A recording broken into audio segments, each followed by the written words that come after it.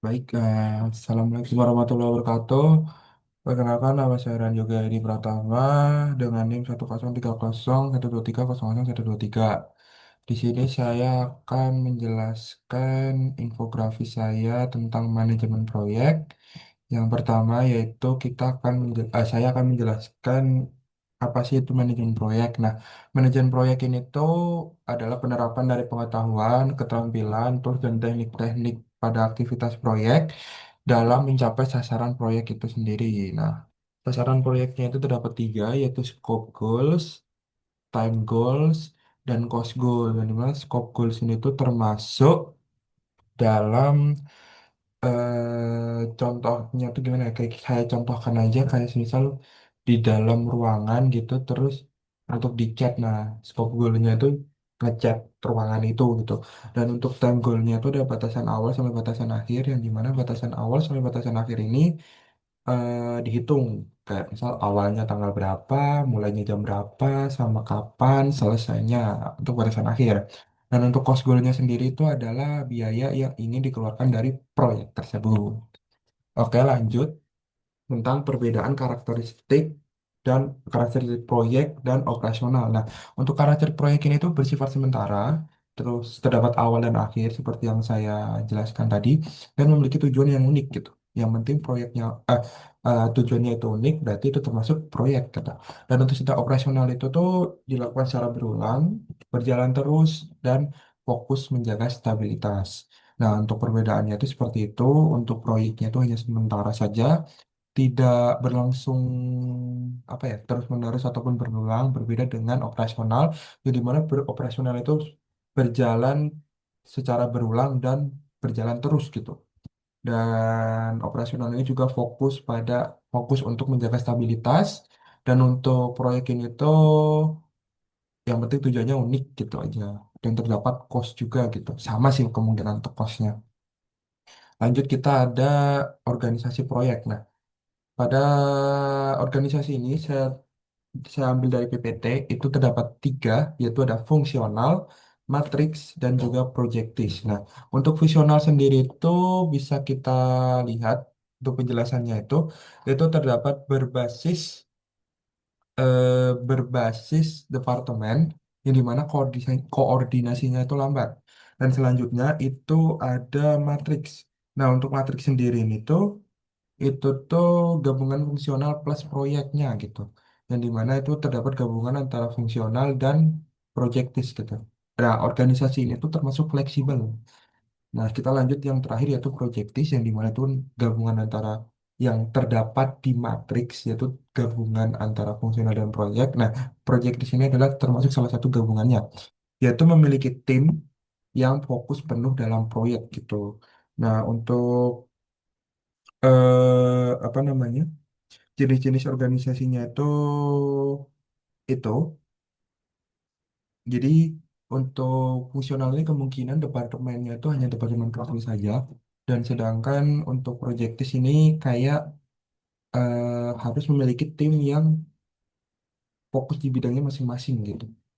Saya agak lupa kayaknya fungsional atau projektis itu. Dan untuk matriksnya itu gabungan antara fungsionalnya ini, yang dimana kayak fungsional ini yang kayak itu deh, yang apa namanya, yang mempunyai skillnya masing-masing gitu.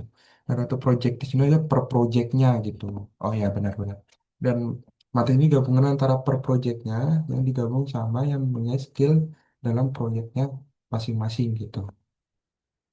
Dan ini ada proses manajemen proyek sendiri. Proses manajemen proyek itu terbagi menjadi lima, yaitu inisiasi, terus apa namanya, inisiasi, perencanaan, eksekusi, monitoring, dan penutupan. Nah, untuk inisiasi sendiri ini tuh dia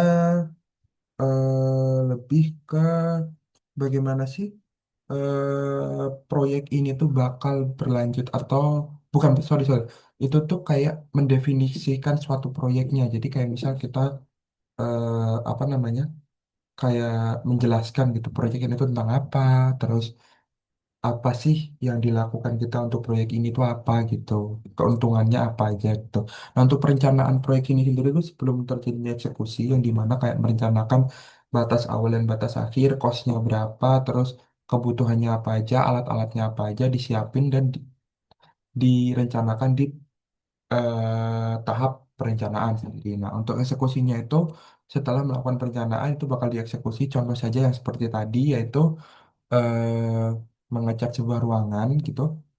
Nah, itu tuh tiketnya kayak misal dari kiri ke kanan dulu, terus dari depan ke belakang, atas gitu.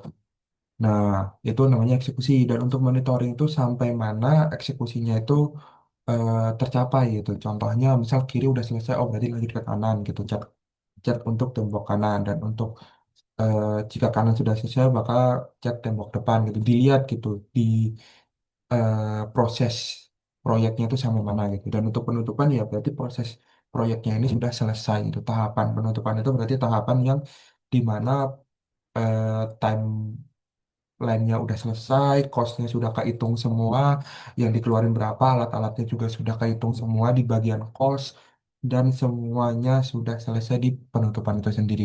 Nah, untuk sertifikasi diambil, saya ambil dari beberapa lampiran yang terdapat di Google, yang dimana itu ada PMP dan CAPM, itu dari PMI, lanjut ke PRIS 2, terus lanjut ke SCM atau PSM, itu dari Scrum Master, dan terakhir ada COBIT dan ITIL. Itu ada sertifikasi yang diambil gitu. Lanjut ada yang terakhir itu adalah tools yang digunakan di manajemen proyek atau man proyek itu sendiri.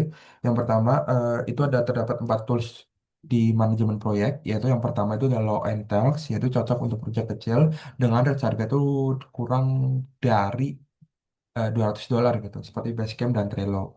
Lanjut kita ke Mintras Tool, yaitu itu bisa mengelola project banyak gitu dengan harga mungkin $200 sampai $1.000 itu untuk tools manager untuk mid-rate tools itu tuh ada biasanya ada Microsoft Project 2010 karena ini emang banyak banget gitu digunakan di manajemen proyek pada di mid-rate tool gitu. Lanjut ke high-end tools yang dimana dia tuh di kisaran berapa ya? Itu di sekitaran ya mungkin kita bilang aja $1.000-an ke atas ya. Yang dimana itu seperti Microsoft Office Project Management itu buat project skala besar dan di organisasi besar gitu ya. Itu pakai Hack and Tool. Terus untuk yang terakhir itu adalah alternatif open source yang dimana ini tuh buat pemula atau mungkin yang ingin mencoba sebuah proyek gitu. Nah, itu tuh biasanya tools gratis atau open source, ya seperti Tuplan dan Asana atau Asana gitu. Itu mungkin beberapa infografis manajemen proyek saya. Jika ada kekurangan informasi atau salah kata saya mohon maaf. Dan jika ada informasi yang kurang, saya juga mohon maaf. Kurang lebihnya, terima kasih. Wassalamualaikum warahmatullahi wabarakatuh. Hmm.